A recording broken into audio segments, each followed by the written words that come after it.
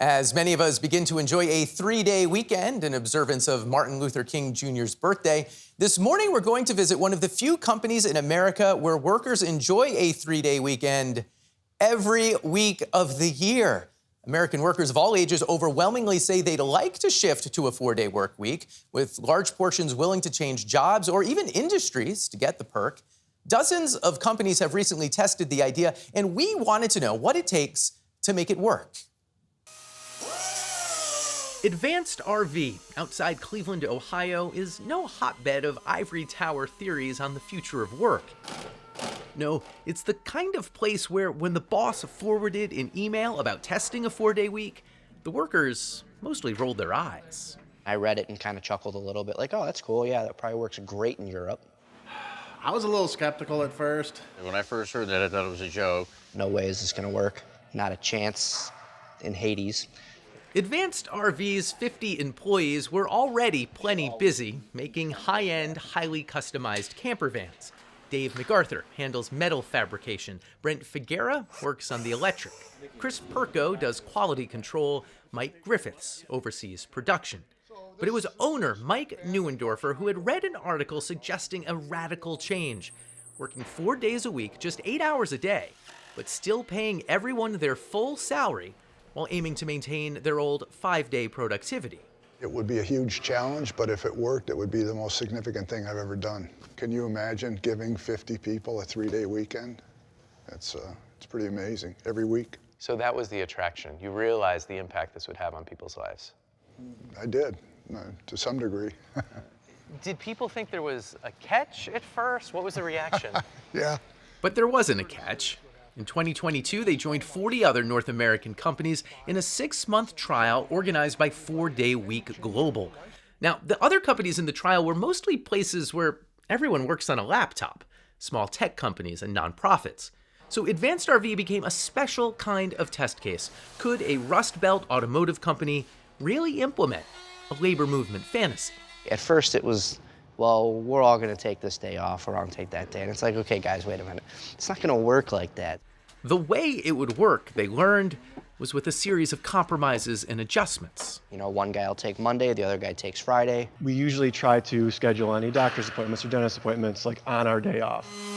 But now remember, for the trial to be a success, they still had to maintain their old 5-day output. Do we have enough inefficiencies in our day that we can eliminate to still get the same amount of work done? It's saying there are 8 hours a week that, you know what, you don't even need to be here. You know, the first big one was what meetings are we having every week that really aren't very useful for us. You know, we changed meeting protocols, we changed processes, we changed communication protocols, and all of it is little things. The biggest thing, Everybody's focused. we heard over and over, It seems like we're getting more done in less time. is motivation to make the schedule permanent. If people really want it, they can make it work, I think. But people have to work to make it happen. Yes, it ain't just gonna you ain't just gonna get that extra day off and not have to do anything to accomplish that. Yeah, what is the trade? What do you have to give to get this? Here, it was just like everybody working together. Everybody working a little extra. I was really skeptical about it. I didn't think it was gonna happen, but I mean, it's amazed me that it's happened. A survey after 6 months found 95% of workers in the 41 trial companies wanted to keep the new schedule. And none of those companies said they'd go back to 5 days, at least for now. So could this really be the future of the American Monday? Walking the dog, working in the garage. It's just great to have an extra day to be able to do that. I've heard about the movement for a 4-day work week like for 10, 20 years now, but it's really gaining more momentum now. Stephen Greenhouse was the longtime labor reporter for the New York Times. Part of it is Americans seem more concerned about work-life balance than was the case 10 and 20, 30, 40 years ago. They don't want work controlling their lives, dictating their lives. They want to have control. Major changes to the way we work, Greenhouse says, almost always follow decades of popular protest for change. But if the goal is a 32-hour work week, there may be a lesson in how we settled on a 40-hour work week just 100 years ago. Really, the big, most important development was Henry Ford changed his factories from 9 hours a day to 8 hours a day. So Ford makes this change, but that's just one company. Other places then felt pressure to follow? Well, Ford at the time was arguably the nation's most prominent company. And I think a lot of other companies, a lot of other industries felt we better do what Henry did because Henry Ford is making $1 gazillion and is leading the way. The 4-day movement is still waiting for its Henry Ford. Many of the most prominent companies of this era are famous for pushing employees to work more, not less. Even Mike Neuendorfer says this isn't for everyone. I'm not evangelical about it. The structures of businesses are so different. It worked here, he says, because only one shareholder had to agree, him. And the workers weren't just punching a clock, but banding together to be more efficient. If they don't hit their goals, the 5-day schedule could come back. But he doesn't expect that. Too many people now are hooked on the pleasures of their endless long weekends.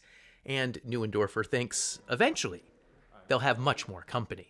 Changes are accepted over time. The number of people who experience the joy and the freedom and the creativity of having a 3-day weekend is just huge. And it's going to be a driving force, I think. But I don't know how it's going to happen or how quickly it's going to happen.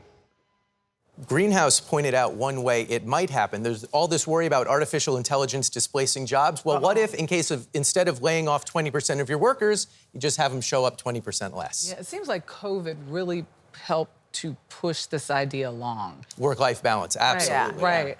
And I tell you, those guys, one of those guys had it with the garden, that incredible garage. But I think it's also, he made it work. It's a really valuable point that there are industries where, to your point, if AI can come in and help, sure, but there are industries where that model just may not fit in. It just may not work for some. But if it can work there.